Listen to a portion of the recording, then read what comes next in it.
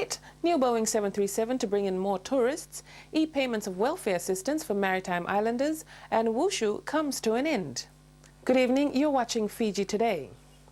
The newest addition in Air Pacific's fleet, a Boeing 737-800, is a major boost for tourism. Launching the new aircraft, Acting Prime Minister Ayaz Sayed Qayyum said the new aircraft will help bring in more tourists to our shores. This expansion by Air Pacific reflects the importance it holds as a company in boosting national coffers. Big, sleek and graceful, the Mamanuda.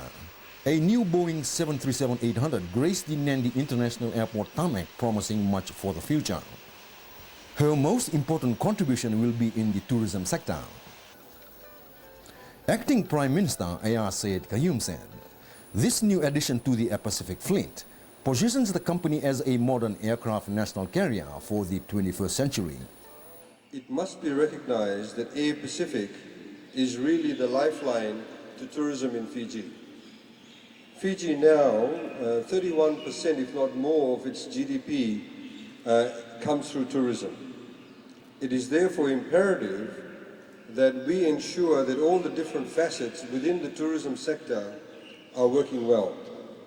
Whether it be the aeroplane that brings you over here, or the tourists over here, whether it be the roads going out of the airport, whether it be the water supply, whether it be the working terms and conditions of the salaried workers of the companies, not just of Air Pacific, but all the other companies that are linked with the tourism sector. The Bainimarama government is pleased with the expansion and changes Air Pacific is going through.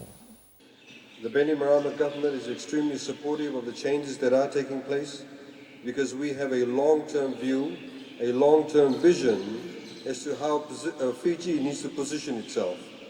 We should not be positioning ourselves only just for next year. We should not be positioning ourselves only for the next 5 years. We should be looking at 10, 15, 20 years ahead. With this new addition, Air Pacific will increase its flights to Sydney.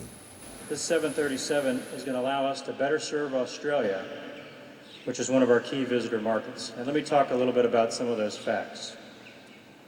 The addition of this new airplane will allow us to increase our service to Sydney by almost 2 times. We're going to go from 7 flights a week to 13 flights a week. Air Pacific last purchased an aircraft in 2003.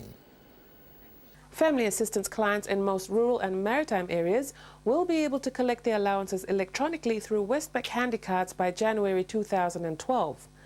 Permanent Secretary for Social Welfare Govind Sami says the approval given to Westpac Bank to provide electronic payments for state welfare assistance shows the big steps government is taking to help the poor. Electronic payments of family assistance allowances will streamline the long processes recipients have to follow to receive just $60. Often the cost of traveling to social welfare offices to receive their allowance costs more. They also don't have to line up in long queues. Around 90% social welfare recipients receive their allowances through banks. Government Sami says with now Westpac joining up to help in the electronic distribution of social welfare assistance, all recipients from the maritime and rural areas will be covered as well. Electronic payments coupled with the new electronic ID cards allowing recipients to redeem food vouchers at supermarkets is modernizing the welfare distribution process. Sami says social welfare is investing in these modern systems for the benefit of all Fijians. The potential of income to be made in the rural areas is so huge that it can breed rural millionaires. Permanent Secretary for the Ministry of Provincial Development, Colonel Inia Seriratu, says the resources in rich rural areas holds a lot of potential. He says once Fiji fully harnesses the power of the rural economy, a subsequent boom will be experienced at the national level. Colonel Seriratu visited the province of Naitasiri yesterday.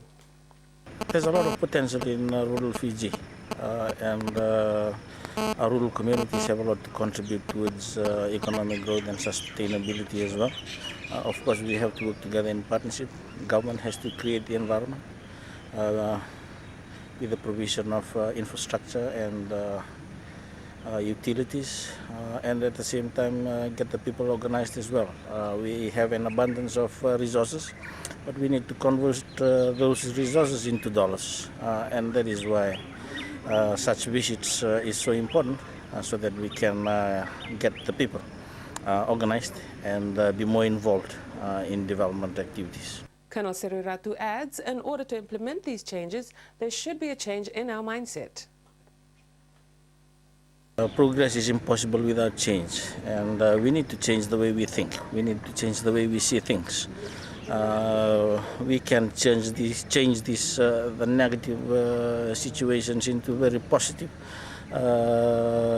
progress, and the changing of the mindset is so critical in all this. Join us again after the break.